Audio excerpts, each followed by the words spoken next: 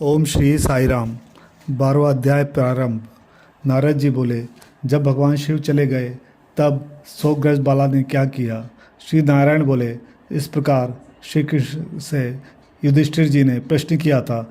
मैं तुमसे उनका संवाद कहता हूँ, सुनिए। श्री कृष्ण जी बोले, जब शिव जी चले गए तो उस बाला का तेज नष्ट हो गया। इससे वो बहुत डर गई एवं उसकी ऊंची ऊंची सांस चलने लगी और आंखों से आंसू गिरने लगे। अग्नि से जले पत्तों के समान वो झुलस गई। इस प्रकार कष्ट सहते सहते भगवान ने उसकी मृत्यु कर दी। उसी समय धार्मिक राजा यज्ञसेन द्रुप यज्ञ की बहुत सी सामग्री एकत्र कर यज्ञ कर रहे थे। उन्हीं के यज्ञ करते हुए यज्ञ कुंड से वही बाला सोने की कांति वाली प्रकट हुई, जो कि द्रौपदी के नाम से विख्यात हुई, जिस द्रुपद कन्या को मत्स्यवेद करके स्वयंवर में अनेक राजाओं को निस्तेज करके अर्जुन ने प्राप्त किया था। कानों में शूल के समान असत्य वचन कहते हुए दुष्ट दुशासन ने जिसे चुटिया पकड़कर खींचा था। हे राजन, मैंने उस समय इस पर ध्यान नहीं दिया था, क्योंकि इसने पुरुषोत्तम मास की अवहेलना की थी। किंतु जब प्रेम से बार बार पुकारा, हे गोविंद, हे गोपीजन को आनंद देने वाले, हे दीन बंधु, दया के समुद्र, मैं इस दुष्ट दुशासन के हाथ में पड़ गई हूँ। क्या आपको यह नहीं मालूम है? श्री कृष्ण बोले, इस प्रकार कष्ट में पड़कर द्रौपदी ने मेरी शरण ली। मैं चाहे उसे भूल चुका था। तब उसकी प्रार्थना सुनकर शीघ्र ही गरुड़ पर सवार होकर उस स्थान पर आया और उसे वस्त्रों से परिपूर्ण कर लज्जित होने से बचा लिया। पुरुषोत्तम मास की अवहेलनावश मैं उसकी तरफ से उदासीन रहता था, क्योंकि पुरुषोत्तम मास के विरोध को मैं गिरा देता हूँ।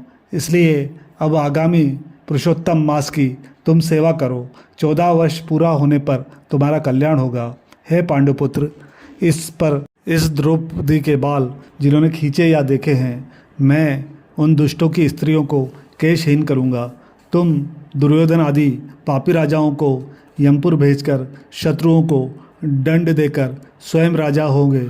जो मेरे प्यारे भक्तों को दुख देते हैं वो नित्य ही मुझे दुख देते हैं। मैं उस दुष्ट की ओर देखता भी नहीं हूँ, उसे यमराज दंड देते हैं। श्री नारायण बोले, श्री भगवान कृष्ण ने इस प्रकार द्रौपदी एवं पांडवों को समझाया और द्वारका जाने की इच्छा से कहने लगे, हे राजन, द्वारकावासी मेरे विरह में व्याकुल हैं। मैं आज ही द्वारका जा रहा हूँ। श्री नारायण जी बोले, इस प्रकार कहकर चलने को उद्यत देखकर गदगद हो पांडव बोले, हे जनार्दन, आप हमारे जीवन दाता हैं, आप हमारी रक्षा करें। हे जगतपते, हमें कहीं भुला न देना। हमारे चित्तरूपी भ्रमरों को अपने चरण कमल में स्थान दो, वही हमारा जीवन है। आप ही हमारे आश्रय हैं। पांडु पुत्रों के सामने भगवान श्री कृष्ण प्रेम में भरे हुए रथ में धीरे धीरे बैठ गए।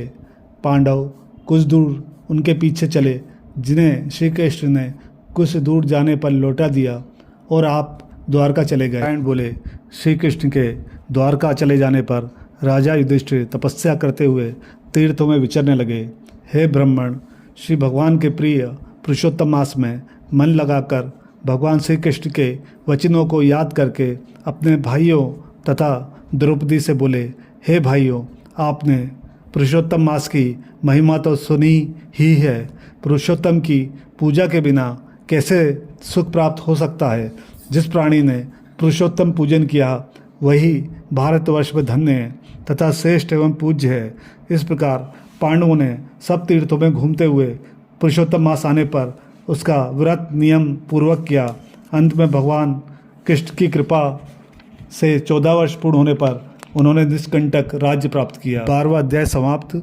जय माता आपती।